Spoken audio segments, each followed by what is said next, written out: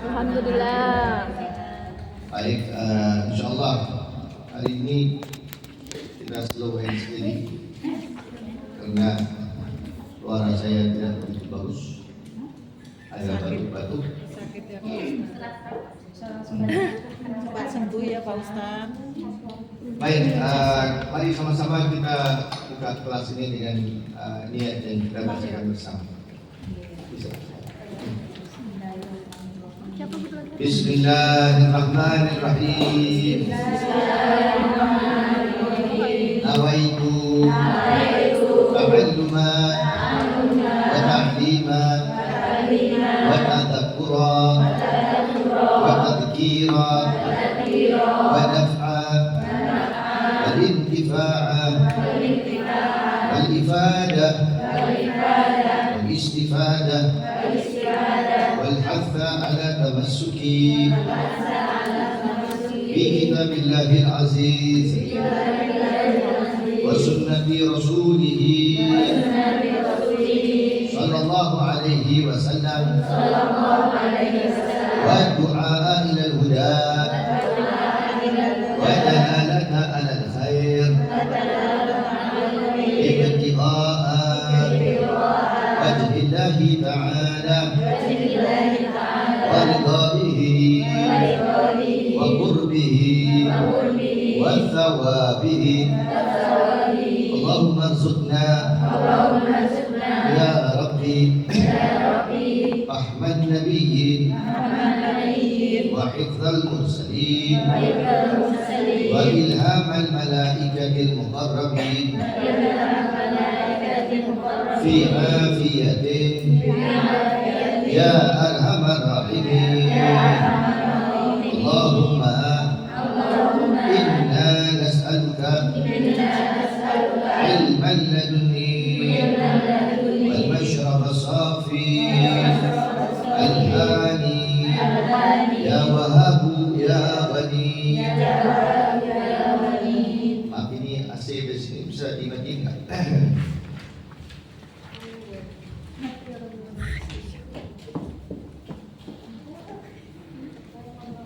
Baik, kalau di kitab ini kita di surat berapa? 77. 77. Ya dari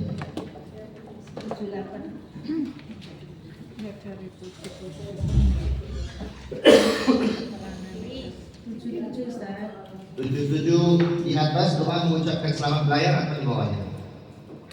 di atas ya. Di atas kayaknya. Ya, baik. Baik, bismillahirrahmanirrahim. Wa qala Syekh al-Mu'allif hadamallahu naf'a bihi wa bikum fi darin amin radhiyallahu ankum.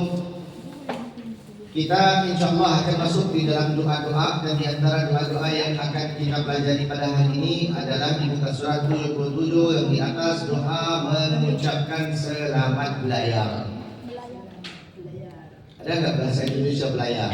Belayar. Jadi selamat berangkat untuk ke mana aja, ya, berangkat musafir ya. Jadi insyaallah mari kita bacakan bersama. Pokoknya saya ingin ingatkan kepada Anda semuanya bahwasanya doa-doa yang ada di sini merupakan amal-amaliyah yang bisa kita amalkan sementara kita berada dalam keadaannya. Misalnya kalau kita mau berangkat pulang ke Indonesia sebentar ataupun permanen, sebelum kita berangkat maka kita berdoa dengan doa ini. Niat dan tujuan yang besar ini adalah mengadakan Allah Subhanahu wa taala senantiasa di dalam naungan dan harapan kita. Harapan kita adalah kita senantiasa inginkan keselamatan. Keselamatan ini tidak ada yang bisa kita andalkan, harapkan kecuali kepada. Makanya kita tidak ucapkan telepon polisi atau apa untuk minta perlindungan kita. Harapan kita yang besar adalah kita mengharapkan Allah Subhanahu wa taala selamatkan kita di dalam perjalanan kita supaya kita dapat berangkat dan kita tahu kekuasaan semuanya ada di sisi Allah Subhanahu wa taala. Inilah antara rahasia-rahasia yang ada ketika kita mempelajari nanti doa berdiri ataupun bersurai sebelum majlis, ya, kemudian doa bayar hutang. Ini bayar hutang ada di sini.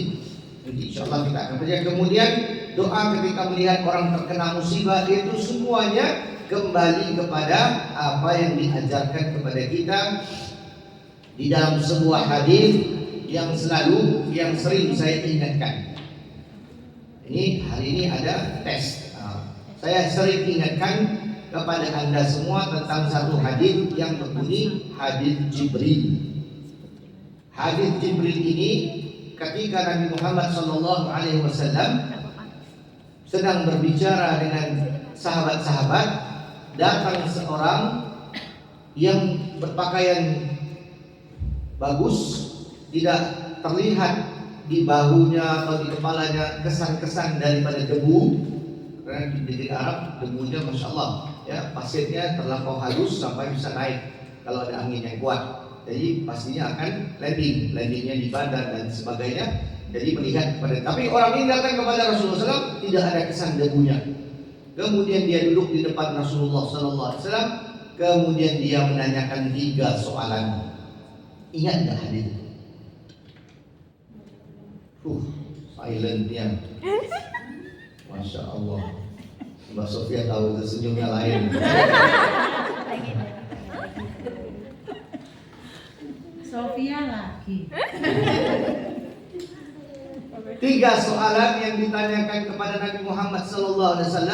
Seorang yang berpakaian cakep, yang tidak ada kesan debunya, ya, beliau datang langsung duduk di depan Rasulullah SAW. Beliau pun menanya kepada Rasulullah SAW 3 soalan. Saya akan berikan 2 soalan. Yang terakhirnya saya minta siapa yang menjawab itu, ya. Dia menanyakan ma huwal Islam, apa itu Islam? Kemudian dijawab oleh Rasulullah SAW. Kemudian soalan yang kedua, apa itu iman? Ma huwal iman. Jadi ada 2 soalan, ada 3 soalan sebenarnya. 2 soalan saya telah berikan. 1 soalan lagi, apa soalannya? Allahu Akbar, masya Allah. Ada juga 1 ya. Daripada yang lain tahu kan, cuma nggak mau jawab kan?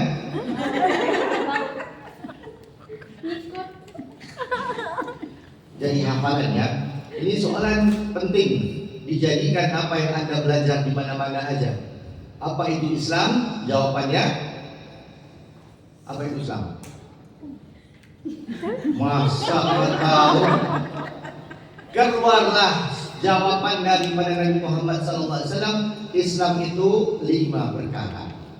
Keluarlah apa yang difahamkan sebagai rukun Islam. Kemudian ditanya tadi soalan yang kedua, ma huwal iman. Keluarlah jawaban seperti sampai hari ini kita mempelajarinya, yaitu rukun iman. Kemudian yang terakhir, ma huwal ihsan. Dijawab oleh Rasulullah SAW. Jawabannya seperti ini. Seseorang yang beribadah seakan-akan dia melihat Allah. Itu adalah state, posisi seseorang itu yang mengamalkan ihsan. Dia dipanggil muhsin. Orang yang beribadah, dia melihat Allah. Kalau dia tidak, sambungan dari jawaban itu, kalau dia tidak bisa melihat Allah, maka dia mengetahui sedalam-dalamnya bahwasanya Allah melihat dia. Itulah jawaban Nabi Muhammad SAW, ma huwal ihsan, daripada soalan orang tadi. Setelah orang itu pergi, maka Nabi Muhammad SAW pun menanyakan kepada sahabat, tahukah anda siapa yang datang untuk memberikan soalan itu? Maka semua sahabat dengan hormatnya mengatakan, Allah dan Rasul mengetahuinya lebih dari kita. Maka dia pun menjawab, Rasulullah pun menjawab, orang tadi adalah Jibril, datang memberitahu kalian tentang agama kalian. Ini hadis yang sangat penting. Karena daripada hadis yang kecil ini, kita sampai ketua begini aja masih belajar rukun Islam, rukun iman. Ya, tetapi ihsan ini kita pelajari juga, tetapi cuma kita tidak sadar. Karena konsepnya adalah seseorang itu melakukan ibadah seakan-akan dia melihat Allah. Kalau dia tidak bisa melihat Allah, maka dia tahu bahwasanya dia sedang diperhatikan Allah Subhanahu wa Ta'ala. Nah, dengan itu kita mempelajari semua doa-doa ini. Supaya apa? Supaya kita dapat exercise, kita dapat mentarbiyahkan diri kita bahwasanya kita melihat Allah di dalam semua urusan kita. Kalaupun kita tidak bisa melihat Allah di dalam keagungannya, maka kita tahu Allah melihat kita. Makanya kita berdoa senantiasa. Mau masuk masjid baca doa, mau keluar masjid baca doa, keluar dari rumah menuju masjid baca doa, keluar dari toilet baca doa, ya. Setelah salat baca doa, setelah nanti kita bersurai kita baca doa. Semuanya itu kita mengikat-ikat. Tahu kait nggak? Apa itu bahasa Indonesia kalau orang perempuan pakai itu? Kayak jahit tapi yang begitu. Iya, kita sulam satu ikat sampai dia menjadi satu kain. Begitulah dia apa? Meracun. Nah, ya. Bisa, sulam bisa. Kalau bahasa di Singapura kain. Kita mengait ya, kita menyambung dan mengikat. Jadi itulah apa yang kita sedang pelajari ini. Kita belajar sebanyak-banyaknya doa supaya kita tahu ketika kita berada di keadaannya, kita melakukan doa. Kita buat ini, kita doa. Di senang-senangnya kita doa. Malah sebelum kita bersatu dengan suami juga ada doanya. Ya. Jadi ketika kita senang-senang kita berdoa, ketika kita tidak senang, susah menghadapi masalah, musibah, kita juga tidak lari daripada berdoa. Jangan jadi orang yang ketika bersuka-suka lupa doa. Ya, kita sudah semua suami sudah 2 tahun langsung pulang-pulang langsung nggak ada doanya. Itu berarti dia suka-suka lupa sama Allah. Nah, jangan jadi seperti itu. Kenapa? Karena ketika kamu datang musibahnya, kamu langsung tidak perlu diingatkan, langsung ingat Tuhan. Nah, kalau kita lihat konsep yang kurang adab ini, bagaimana Allah Subhanahu wa Ta'ala mau mengabulkan doa kita ketika kita dapat musibah, ketika kita senang-senang kok kita lupa. Tidak ada berterima kasih dengan Allah. Makanya kita mau makan, kita berdoa. Dan Allah Subhanahu wa Ta'ala itu sangat suka kepada hamba yang ketika sedang makan ataupun sudah kenyang, dia langsung ingat Allah karena memberi rezekinya. Orang itu bersyukur. Begitu juga kalau kita dapat pertemukan teman, ya, sudah hari minggu lagi satu lagi, alhamdulillah, suka kita, alhamdulillah, Allah telah luangkan waktu saya untuk kita dapat bertemu di masjid, di rumah Allah, hati pun gembira, tenang dan sebagainya. Kita berada di dalam majlis zikir. Majlis zikir ini adalah majlis taman di antara taman. Ya, kita sekarang berada di surga, pastinya semuanya happy. Ya, ada yang tidak happy, itu kadang-kadang di belakangnya. Tapi sekarang kitanya happy, tenang, adanya aman, adanya sesuatu ketenangan yang langsung masuk ke dalam kita karena kita berada di dalam taman di antara taman surga dan kita mendapatkan pahala di dalam hidupnya kita ini. Nah, makanya itu perlulah kita ajak diri kita untuk berdoa dan bersyukur. Itu pasti, ya. Bersyukur itu harus ada di dalam prioritas kita yang pertama sekali. Apa juga yang terjadi? Kadang-kadang musibah yang terjadi itu adalah sesuatu yang dikehendaki kita untuk mengalaminya, untuk kita pelajari sesuatu. Ataupun tidak mempelajari, kita mendapatkan berkah dan hikmah daripada musibah tersebut. Dan ini semuanya adalah sesuatu yang kita tidak tahu. Kita tidak tahu. Kadang-kadang terjadi musibah begitu, tiba-tiba aja kita dengar suaminya telepon mau minta cerai. Itu musibah, ya. Musibah. Katanya saya sudah dapat ketemu sama orang lain. Ya, aduh, itu musibah besar. Ya, Sofia? Enggak tahu, ya. Belum pernah. Nah. Jadi, apabila kita mendapatkan sedemikian, apakah itu musibah? Iya, musibah. Tapi kalau orang yang pandai bersyukur, karena Allah sudah planningnya baik banget, sampai-sampai dia akan ketemu sama anak raja di Singapura. Setelah iddahnya selesai, karena dia bersabar, karena dia bersyukur, ya, karena kelakuan suaminya yang tidak bertanggung jawab melakukan hal seperti itu, dia bersyukur. Dia tidak minta, ya Allah, kenapa ya Allah kau buat musibah yang begini ya Allah, padahal aku sholat, padahal aku sujud, padahal aku datang majelis ilmu, berada di ini semuanya aku lakukan, tapi kenapa kau buat aku begitu? Ini kurang adab namanya. Orang ini tidak tahu adab dengan Tuhan. Karena kalau Allah Subhanahu wa taala telah jadikan sesuatu di dalam kehidupan kita, itu ujian yang pastinya ada hikmah yang besar. Kalau kita pintar untuk mengambil konsepnya, hikmahnya, supaya kita dapat bersyukur ke atas apa yang Allah kehendaki. Ya, jadi itu dijadikan pelajaran untuk saya juga, ya, karena kadang-kadang emosi kita melebihi daripada kesyukuran tadi. Makanya kita ingatkan diri kita, makanya kita selalu berdoa, selalu kita ada ketergantungan kepada Allah, karena kita selalu mengingatkan diri kita, dan ini selalu harus kita ingatkan diri kita. Ya, kadang-kadang sesuatu yang datang itu memang kaget, banyak, namanya tabrak juga, namanya masalah juga. Makanya sesuatu yang tidak dapat kita sangkakan langsung jebret begitu, ya. Yang biasanya kita telepon, oh sayang apa kabar, dia langsung, ya sayang sih sayang, tapi saya sudah ketemu sayang yang lain. Nah, gimana kan rasa kita kan langsung, gimana saya penuh harapan sama kamu. Siapa suruh? Siapa suruh Anda jatuh cinta sebulat-bulatnya kepada suami? Siapa yang suruh? Anda yang buat diri itu. Anda mau cinta sama suami Anda, itu bukan karena siapa-siapa, karena Allah telah mentakdirkan Anda menikah dengan nikah yang sah. Makanya itu saya melakukan taat saya kepada Allah karena saya mau taat kepada Allah. Mesti ada satu levelnya, bukan langsung kepada orangnya. Levelnya dari Allah dulu, baru turun kepada sesiapa, anak kamu. Kenapa saya sayang kepada anak? Kenapa saya berharap kepada anak? Karena itu adalah tanggung jawab saya yang Allah berikan. Saya mau buktikan kepada Allah, bukan mau buktikan kepada anak. Ketika anak itu diambil Allah, nggak tahulah diambil dari cara apa, mati ataupun dia sendiri nggak mau sama kamu. Itu kenapa? Ya karena Allah mau uji kita. Tapi kalau kita kembali kepada Allah, nggak ada apa-apanya kamu lari, saya ada 1000 anak lagi tunggu saya di surga, ataupun nanti saya akan kawin lagi sama anak raja. Itu semuanya adalah ketentuan Allah yang kita tidak tahu. Makanya kembali saya kepada ihsan tadi itu. Ya, ihsan itu adalah pelajaran yang penting. Padahal setengah daripada kita, bukan setengah ya, semua daripada kita lupa kecuali satu orang. Padahal itu perkara yang sangat penting. Rukun Islam telah kita tahu, rukun iman telah kita pelajari. Siapa yang tidak tahu berapa rukun Islam?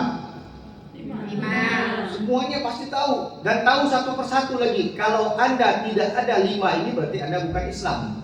Kalau Anda tidak mengucap 2 kalimat syahadat, kamu bukan Islam. Kalau kamu tidak melakukan salat, kamu bukan Islam. Kalau kamu tidak membayar zakat, kamu bukan Islam. Kalau kamu tidak berpuasa di bulan Ramadan, kamu bukan Islam. Kalau kamu tidak naik haji ketika mampu Anda naik haji, kamu bukan Islam. Karena itu rukunnya Islam. Ini masjid atas rukun-rukun yang seperti ini. Ada berapa saya nggak tahu. Kalau tidak ada rukun ini, ada masjid nggak di atas? Tidak ada. Itulah rukun Islam. Makanya dikatakan ini 5 penting banget. Makanya Rasulullah menjawab, itulah rukun Islam. 5 daripada sesuatu yang perlu ada di sisi seorang yang namanya Muslim. Kemudian ada lagi iman. Apa itu iman? Rukun iman keluarnya kita di dalam pelajaran kita percaya kepada Allah dengan sifat-sifat Allah. Kita belajar bab tauhid, kita belajar. Kemudian kita percaya kepada Nabi, kita percaya kepada semua nabi-nabi sebelum Nabi Muhammad. Kita percaya kepada malaikat, kita percaya kepada qada dan qadarnya Allah. Kita percaya kepada hari kiamat. Kemudian kita percaya kepada apa yang saya terlepas, takdir, ya. 6 perkara. Itu kita pelajari seumur hidup. Saya percaya kamu yang pernah pesantren, kamu yang pernah duduk di dalam pengajian agama mana, pasti telah selesai bab ini. Kamu semuanya telah menjadi alim di dalam hal rukun Islam dan rukun iman. Tapi ada soalan yang datang bersama dengan soalan itu, dan itu setimpal, sama kepentingannya. Karena datang soalan itu dengan 3 rangkaian yang perlu kita masukkan ke dalam dunia Islam kita. Rukun Islam, rukun iman mesti ada, kita perlu ada ihsan juga. Kalau tidak ada ihsan, seperti telanjang Islam dan imannya itu. Karena ia harus diselimuti, dipakaikan dengan sesuatu yang namanya takwa ini, yaitu seseorang yang senantiasa berjalan di muka bumi ini karena dia takut kepada Allah, karena dia tahu kebesarannya Allah, karena dia lihat kebesarannya Allah, dan juga dia mengetahui Allah melihat dia. Nah, dengan kita untuk mentarbiahkan diri kita sampai kita dapat melihat Allah, ataupun kita tahu Allah melihat kita, ini salah satunya adalah continuation dengan doa-doa kita. Continuation dengan apa tadi bahasanya? Kaitnya kita, ikatnya kita sampai jadi satu. Ini kayak begini kan, dikait sampai jadi cakep begini, sampai dianya jadilah satu pakaian. Nah, kita harus kait begitu pada setiap harinya untuk senantiasa hati ini tidak pernah putus dengan mengingati Allah. Kita tidak boleh putus ketika kita mengingati Allah.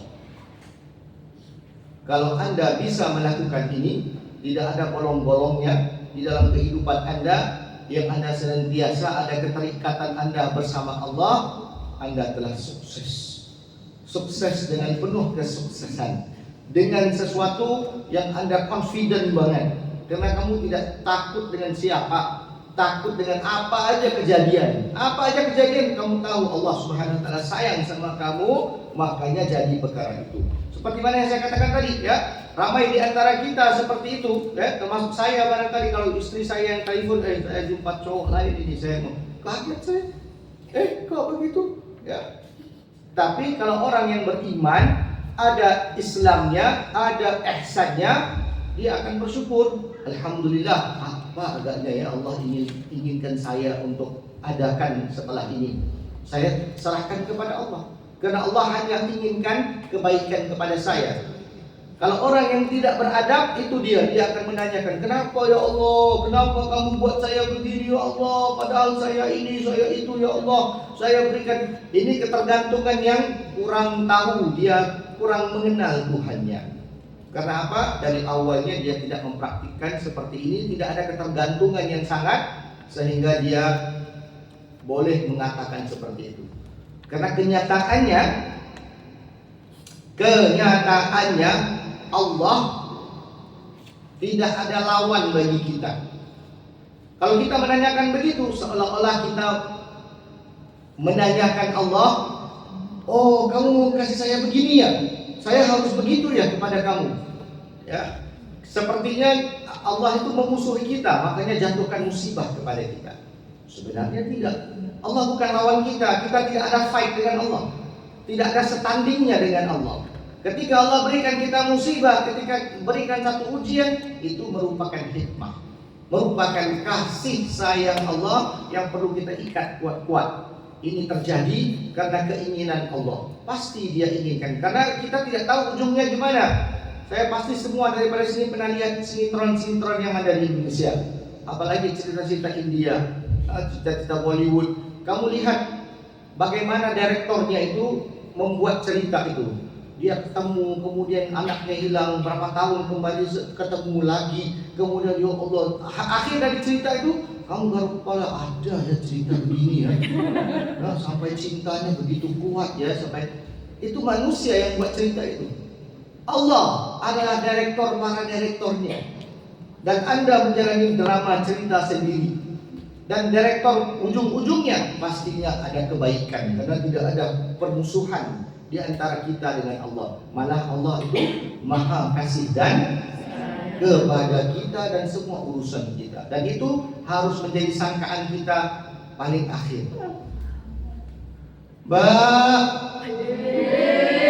Itu harus ada sangkaan kita. Apa sangkaan kita? Sangkaan kita kepada Allah baik-baik saja. Apa yang menjadi sangkaan kita? Apa yang menjadi sangkaan kita itu sangat penting sekali, ya, sangat penting. Tidak ada yang lebih penting daripada ini. Apa yang menjadi sangkaan kita, itulah yang Allah akan berikan. Karena Allah sendiri berfirman, aku adalah apa yang disangkakan hambaku terhadap aku. Jadi sangka baik sama Allah. Jangan macam-macam. Jangan pikir yang kita ini mau meminta hak kita. Kita tidak ada hak. Ya, kita bukan dalam mahkamah KUA yang kamu minta hak saya sebagai istri, saya mau hak saya mau. Itu sama suami lain. Kalau sama Allah kita tidak bisa. Malu mau minta hak. Kita tidak punya hak apa-apa daripada nolnya kita. Setetes air mani yang keluar daripada bapak kita itu masuk ke dalam rahim ibu kita, kitanya tidak ada apa-apa, tidak melakukan apa-apa sekalipun. Allah lah yang memberikan segala macamnya sampai kita menjadi keluar bayi, ya, keluarlah kita anak 2 tahun, 3 tahun, sampailah sekarang ini berapa? 70 tahun ya.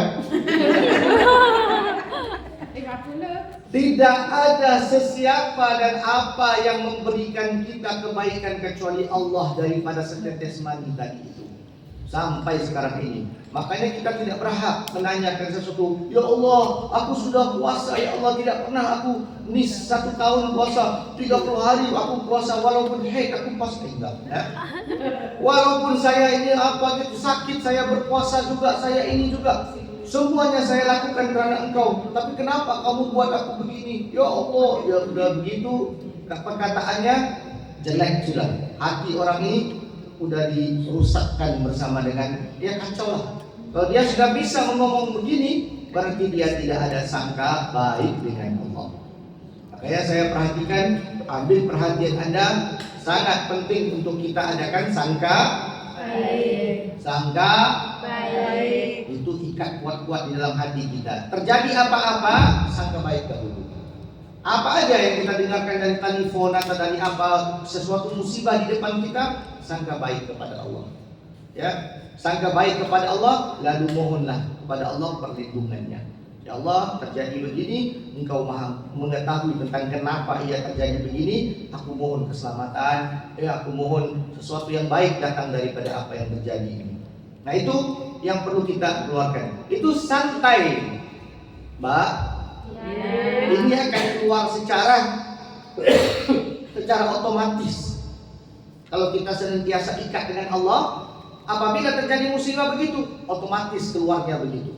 Tapi kalau kita bukan orang yang berdoa selalu, maka akan keluar perkataan-perkataan yang tidak pernah kita pikirkan bisa keluar. Karena itu natural daripada hatinya, curhat daripada hatinya yang nyata. Tapi kalau senantiasa kita bergantung diri kepada Allah, kita senantiasa berdoa, kita senantiasa takut akan sesuatu, tahu maha besarnya Allah, kita tahu Allah melihat kita, dan kita tahu Allah maha kasih sayang. Ketika terjadi begitu, dia penuh yakin. Walaupun dramanya itu kayak enggak begitu bagus dengarnya, ya seperti tadi itu suami kita telepon, ya jelek itu kan. Tapi kalau orang yang beriman, dia pasti alhamdulillah Allah ini kan. Karena itu bukan milik saya. Itu cowok yang ada di Indonesia, apa sini, apa mana-mana suami kamu, itu bukan milik saya. Allah cuma amanahkan sebentar untuk saya. Kalau Allah mau ambil dari saya, ya silakan. Tapi saya pasti Allah akan gantikan yang terbaik. Walaupun saya janda sampai mati, itulah yang terbaik untuk saya. Karena saya nggak tahu, mungkin aja kalau saya ya makanya saya bilang lagi ya, kita tidak ada mungkin di sini. Karena Allah telah planningkan yang terbaik untuk kita. Ya, mari sama-sama kita baca beberapa doa di sini. Doa mengucapkan selamat belayar. Nah, sampai-sampai kamu nak musafir, ingin keluar negara atau ingin keluar kemana-mana, Anda diikat untuk berdoa dengan doa ini supaya kita tahu keselamatan datang daripada Allah Subhanahu wa taala. Mari kita baca bahasa Arabnya. Bismillahirrahmanirrahim. Bismillahirrahmanirrahim. Alhamdulillahirabbil alamin. Alhamdulillahirabbil alamin. Allahumma shalli ala sayyidina Muhammad. Allahumma shalli ala sayyidina Muhammad. Wa ala ali sayyidina Muhammad. Wa ala ali sayyidina Muhammad. Astaudi'ullah dinaka wa amanataka khawatima amalika zawwadaka Allahu taqwa zawwadaka Allahu taqwa wa ghafara dhanbaka wa yassira laka khaira haitsuma kunta. Nah, itu dia ya. Kemudian disambung dengan ashabaka Allahu lutfa jamila wa kana ma'aka fil iqamati wa tarhil. Maknanya aku serahkan dan aku amanahkan kepada Allah agamamu, kepercayaanmu, penutup amalanmu. Semoga Allah membekali kamu dengan takwa, mengampuni dosamu, memudahkan untukmu kebaikan dimanapun kamu berada. Ya, semoga Allah menyertakan sebaik-baiknya kesayangan padamu dan selalu bersamamu di waktu mukim ataupun di waktu pergi. Ya, ini doa kita bacakan ataupun kita berikan kepada orang yang mau berangkat. Jadi bukan Anda yang mau berangkat, tetapi Anda mengingatkan seseorang itu ketika dia mau berangkat. Ya, kalau kita pakai bahasa Indonesia kita ataupun bahasa yang kita paham itu lebih baik ya, karena kita berikan kepada dia, aku serahkan amanahku, ya, aku amanahkan ya kepada Allah agamamu. Berarti apa? Aku serahkan kepercayaan aku yang Allah akan melindungi kamu, ya. Dan kepercayaanmu, penutup amalanmu, ya. Semoga Allah bekali kamu dengan takwa. Di dalam perjalanan ini Allah bekalkan kamu dengan takwa, mengampuni dosamu, memudahkan untukmu kebaikan dimanapun kamu berada. Nah, begitulah dia. Kita lanjutkan dengan takut ya. Ini bunyi memang seluruh Singapura ada. Apa itu? Bas dia testing aja. Kalau dengar bunyi begini kita harus buka radio dulu untuk mendengarkan di mana tempat persembunyian kita. Jadi ini tiap-tiap tahun bulan hari yang pertama satu kali ada. Jadi seluruh Singapura berbunyi begini.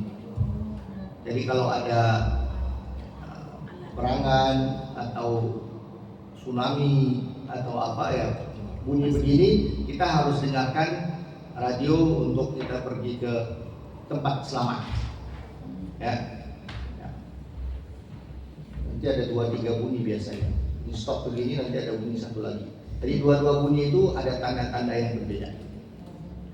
Mudah-mudahan tidak jadi yang benar. Ini semua tes aja, tes.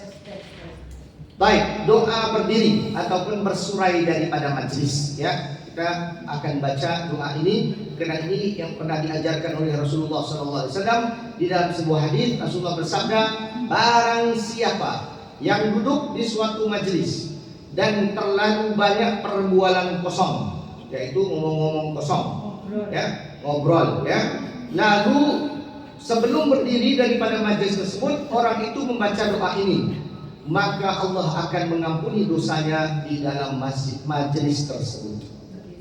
Ya, ini biasanya kita akan baca kalau kita rapat, ya. Jadi Mbak kalau merapat untuk acara apa gitu, biasanya kita akan ngomongin orang ataupun apa gitu kan.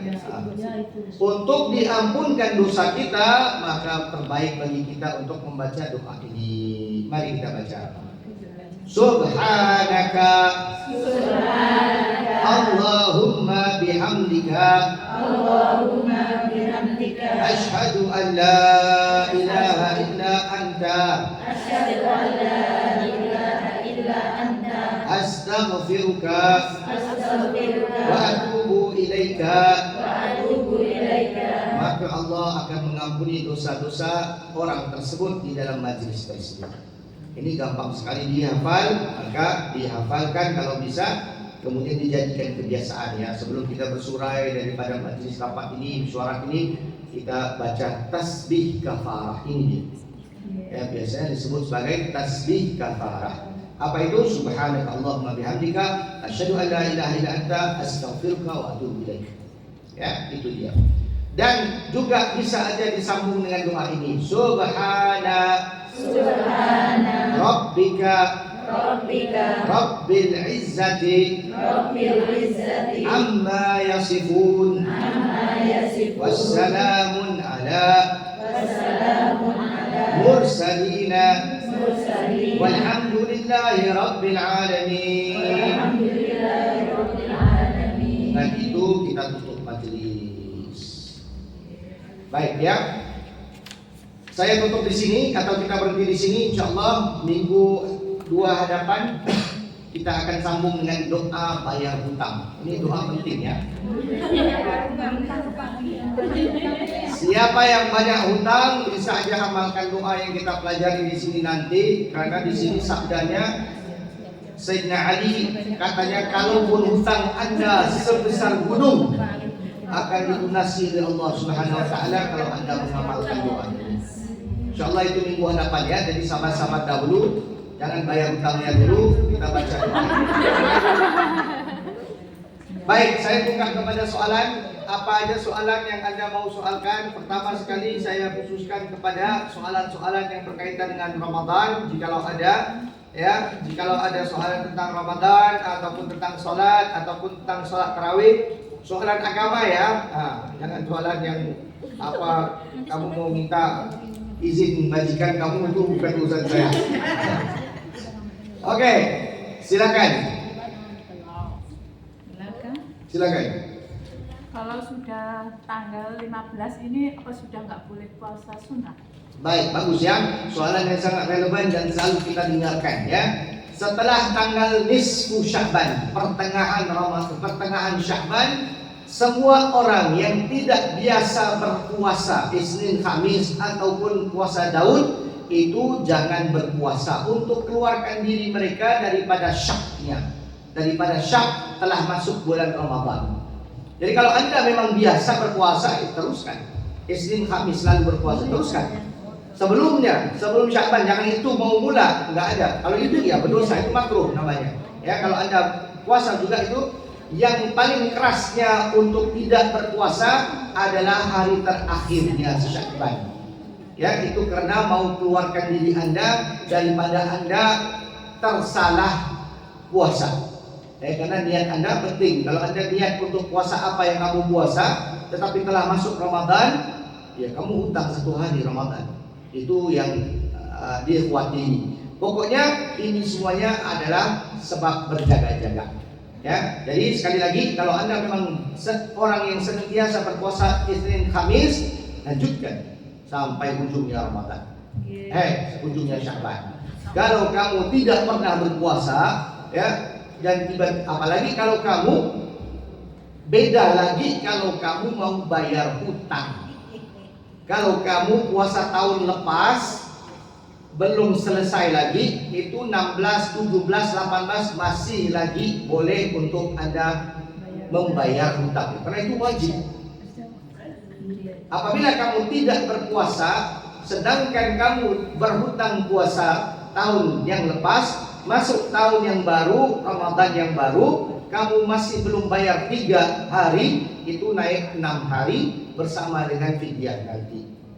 Ya, kalau paling parahnya adalah puasa 3 hari itu dengan fidyah, melihat kepada apakah sebab-sebab yang ada. Jadi kebiasaan bagi manusia, bukan perempuan ya. Kebiasaan bagi manusia selalu menunda-nundakan. Di akhir-akhir baru mereka berpuasa. Itu adalah adab yang kurang baik. Ya, adapun kalau Anda adalah orang yang tersebut, enggak apa-apa. Tahun depan jangan buat lagi.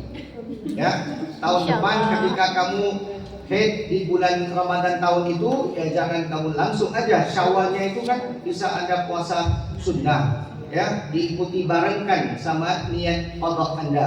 Ya, langsung aja, jangan tunggu-tunggu. Ya, kemudian di depannya Zulqa'dah, Zulhijjah, itu bulan-bulan yang semua penuh dengan barakah dan baik untuk kamu berpuasa. Jadi puasa aja. Puasa ini Senin, Khamis, berbulan sungai ya, untuk lain lagi kalau kamu memang ada penyakitnya, sakit atau apa ya, itu nggak apa-apa, bisa dibicarakan gitu ya. Bisa dinego. Ya, begitu. Silakan, ada lagi?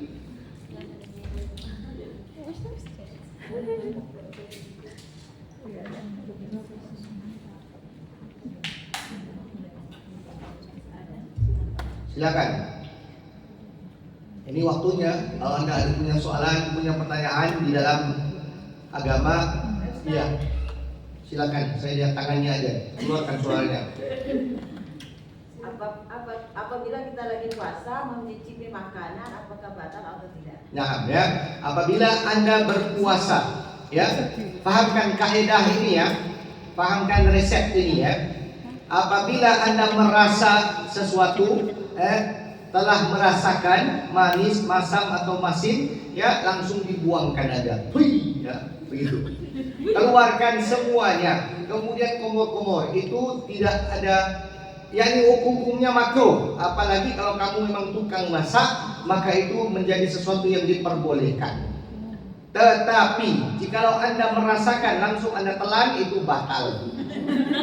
Ya, telan yang bagaimana? Kamu sebut kha, ya, kha, huruf kha, ya, ikhlas. Itulah batasnya. Kalau dia masuk ke dalam situ, batal. Begitu juga muntahmu. Kadang-kadang kalau sudah makan sahur yang terlampau banyak, minum air, makannya lagi yang pedas-pedas. Kalau dia sedawa, apa sedawa? Kalau dia keluarkan angin daripada sini, bersama angin tersebut keluar sesuatu, dia harus keluarkan langsung. Buang. Jangan tuilah ya, pelan-pelan buang gitu ya. Karena kalau Anda telan kembali, batal. Ya, itu setelah azan subuh. Kalau sebelum azan itu telan-telan aja nggak apa-apa. Ya, makanan kamu kok. Kalau sebelum fajar, kalau setelah fajar di dalam sholat biasanya Allahu Akbar sudah lantak di sini, perutnya di tangannya panas, keluar anginnya. Keluar. Itu kalau kamu lagi sholat, hati-hati. Ya, kalau ada tisu di bawah cepat-cepat keluarkan. Kalau tidak, ya terpaksa mukena kamu sebentar. Ya, nanti ditepikan. Biarkan. Kalau mukena itu tidak mengandung najis ya, cuma tidak. Kalau kamu telan, batal. Begitu juga dengan ingus dari hidung. Ya, kalau kamu langsung kamu telan, itu oke. Tapi kalau kamu tarik, kamu keluarkan dahaknya. Kamu keluarkan dahaknya, itu harus keluar langsung. Tapi dia dahaknya kalau keluar di mulut, kamu telan kembali, batal. Ya, jadi perbatasannya sedemikiannya. Kha tidak bisa ada yang keluar masuk kembali. Yang dari luar juga kha tidak bisa masuk ke bawah situ. Setelah dalam mulut ini ya bisa main-main di situ. Berapa lama sekalipun bisa. Ya, jangan sampai telan. Kalau sudah telan, batal. Begitu juga kamu mau berus gigi, sikat gigi pagi-pagi. Ya, jam 11, jam 12 mau sikat gigi bisa aja, makruh tapi sama hukumnya. Di mulut aja. Tapi kalau sudah termasuk karena ternya itu batal. Tidak sengaja batal. Termasuk. Ya, kalau kamu lagi komor-komor lagi wudu di waktu asar terminum itu enggak apa-apa. Ya, jangan itu ada. Ya, kalau sengaja, ya kamu lah yang tahu. Ya, itulah orang yang berihsan. Apabila dia tahu Allah melihat dia mau bohong gimana? Dulu kecil-kecil Ustaz. Iya biasa. Ya. Kalau anak-anak kecil ya gitu, dia masuk ke WC kemudian minum air banyak-banyak keluar lagi. Ya, tapi kalau sekarang kita tahu Allah melihat. Kita tahu Allah mengetahui segalanya. Jadi bagaimana sekalipun kita harus keluar dari was-was, keluar dari syak-syak yang tertentu, dan kita yakin bahwanya kita tidak telan di bawah hak tadi itu. Kalau ada pun di mulut kita langsung keluarkan. Ya, rasa sesuatu ya untuknya adalah benar-benar rasa, bukan menikmati dan pokoknya begitulah. Dengan ada niat-niat yang tertentu. Kamu memang ada license ya. Kamu semuanya orang yang menjaga rumah, ya, memasakkan rumah memang ada license untuk merasa. Ya, memang kamu bertanggung jawab di atas urusan itu. Apalagi kalau majikan kamu muslim yang ingin berbuka puasa, ya kamu harus merasakan dahulu. Jadi rasa itu tidak apa-apa. Jangan satu mangkok ya.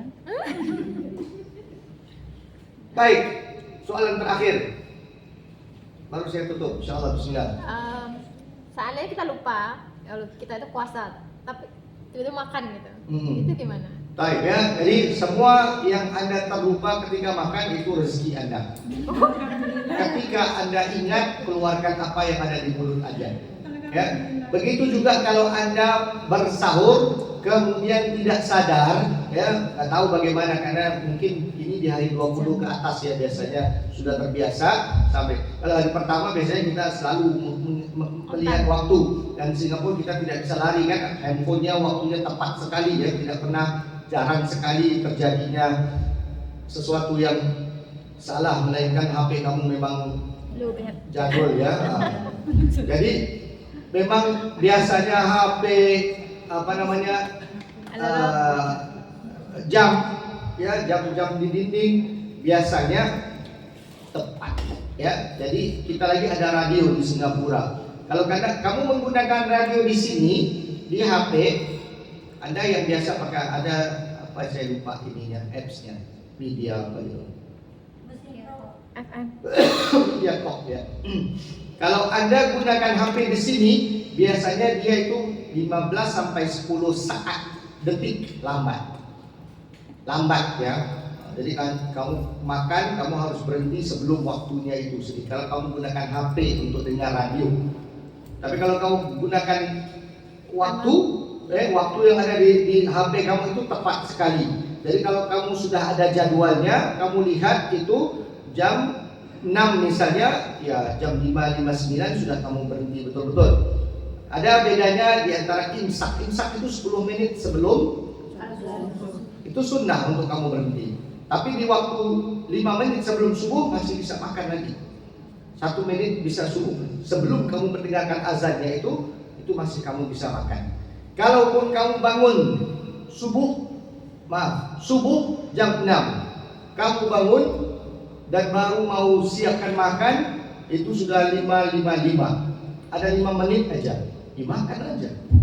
Makan sampai betul-betul kamu dengar azan. Setelah kamu dengar azan, baru keluarkan apa yang ada di mulut. Apa yang ada di mulut dibuang. Ya udah selesai. Ini darurat ya, jangan hari-hari buat begitu. Ya, jadi kamu misalnya ya capek atau apa ya, malamnya berqiyamul lail atau apa ya, kamu bangunnya wah tinggal 5 menit padahal sudah ada makanan ini, makan.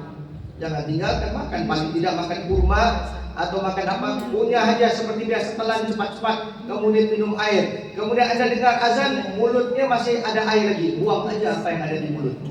Ya, yang di bawah kha itu sudah halal. Yang dikeluarkan semua di dalam mulut ya, continue puasa. Jadi begitu ya. Kalau Anda makan dengan tidak sengaja di tengah harinya, sudah habis 1 pinggan, baru teringat kamu berpuasa, itu rezeki kamu, lanjutkan berpuasa. Ya, lanjutkan berpuasa. Kemudian the moment ya, waktu yang setelah kamu memahaminya, yang kamu sedang berpuasa, cepat-cepat keluarkan apa yang ada di mulut. Itu aja. Ya, apa yang ada di mulut dikeluarkan. Kalau sudah telan semuanya, sudah bersih semuanya, ya alhamdulillah. Itu rezeki kamu. Aku kan puasa. Ya Allah, astagfirullah ya, kita langsung beristighfar, lanjutkan berpuasa. Itu ya. Nah, tadi saya mau kabarkan sesuatu. Niat untuk berpuasa. Ya, penting bagi kita untuk meniatkan berpuasa setiap hari. Di dalam mazhab Syafi'i, syarat sahnya adalah setelah maghrib kita niat untuk besoknya berpuasa. Niatnya itu sampai sebelum subuh. Nah, kalau Anda tidak berniat, Anda tidak bisa berpuasa. Karena puasa itu mulai ataupun niat itu bermula daripada maghrib sampai kepada subuh itu. Apabila kamu terlupa berniat, maka di dalam mazhab Imam Syafi'i kamu sudah tidak bisa berpuasa karena kamu tidak niat untuk berpuasa. Nah, untuk berjaga-jaga, apabila masuk di awal Ramadan, kamu niat untuk berpuasa 1 bulan. Ya, jadi masuk saja hari pertama di mana kita bertarawih, langsung kita berniat, aku niat untuk berpuasa 1 bulan penuhnya jikalau ada kemampuanku. Ya, ini di dalam otak kita ketika kita ngomong jikalau kemampuan itu ya, ada halangan yang tertentu yang betul-betul dilarang syariat, saya tidak berpuasa. Tapi kalau saya terlupa, saya sudah niat ini. Nanti kalau besoknya itu kamu terlupa, kita sandarkan kepada niat, ya Allah, aku telah niat di awal ini, makanya hari ini aku berpuasa untuk bulan Ramadan. Walaupun itu sudah jam 8 pagi ya. Makanya kita sudah tidak sholat subuh lagi. Jadi begitu ya. Kita sebaiknya berpuasa 1 bulan penuhnya. Saya mau sharing. Dan ini kalau bisa diamalkan. Ya. Guru saya berpesan, apabila senjata.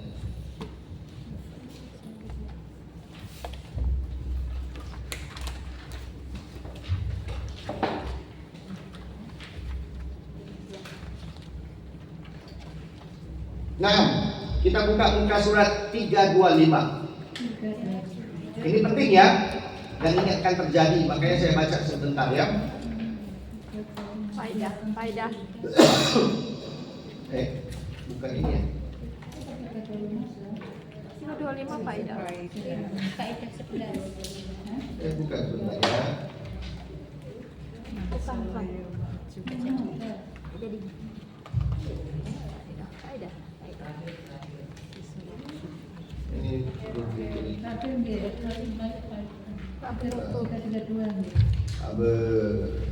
Sabar.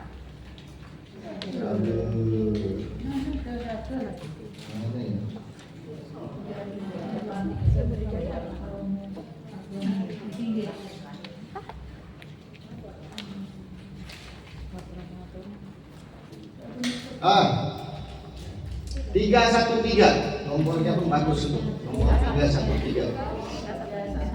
Faedah yang keempat, saya bacakan, dengarkan ya, nanti saya explain. Disebutkan oleh Sayyidina Syekh Abdul Qadir Al-Jilani di dalam kitabnya Ghunyah, disebutkan sebaik-baiknya seseorang itu melaksanakan sholat sunat pada malam awal pertama, yaitu setelah maghrib di hari Ramadan yang pertama, dengan membaca setelah Al-Fatihah surah Al-Fath dibagi 4. Muka suratnya dibagi 4 karena setiap 1 rakaat ya. Kalau kamu tidak hafal, ambil HP aja ya, download Al-Quran di sini, baca memegang Al-Quran ataupun memegang HP. Ya, sebentar dulu ya. Membaca surah Al-Fath di dalam surah tersebut. Boleh saja mendirikan 2 rakaat ataupun 4 rakaat. Cara 2 dan 4 ini bisa aja seperti sholat asar ataupun 2-2. Ya. Maka sesungguhnya tahun tersebut akan berlalu di dalam keadaan orang tersebut selalu di dalam kemakmuran, rezekinya luas, dan akan selalu dijaga di tahun tersebut. Bagus sekali kalau Anda amalkan ini. InsyaAllah makmur, rezeki Anda pun luas. Amin. Saya ulang sekali lagi, caranya gimana? Tunggu sampai awal Ramadan ya, sampai kita dengarkan bahwasanya mufti katanya besok sudah kita mula berpuasa, berarti maghrib itu sudah awal. Setelah sholat ba'diyah maghrib langsung sholat ini 4 rakaat usalli sunnatul mutlaq. Kamu mau masukkan ke dalam ba'diyah pun bisa juga. Usalli sunnatul mutlaq raka'ataini kalau Allahu akbar, Fatihah. Kemudian baca surah Al-Fath bermula daripada inna Inna fatahna laka fathan mubinan sampai di bawah muka surat itu. Langsung rukuk, tidak sujud lagi, diri lagi, Fatihah, kemudian sambung ayat yang itu sampai seluruh Al-Fat selesai. Paham? Belum? Itu sholatnya setelah kita, kadang kita maghrib kan masih belum selesai toh Ustaz, ya kan? Selesai apa ini? Kerjaan. Waktu sholatnya itu kan Oke, aja. bagus. Kamu boleh aja lakukan setelah isya nanti. Sholat Nah, isya. ya, setelah sholat isya. Dikatakan di situ adalah awal sholatnya, awal harinya, berarti awal malamnya, berarti malam itu bisa aja. Setelah isya ataupun lanjut malamnya itu bisa. Caranya sekali lagi, ya. Caranya sekali lagi 4 rakaat. Dipecahkan ayatnya dulu, ya. Mari kita buka sama-sama jadi kamu paham. Surah Al-Fat.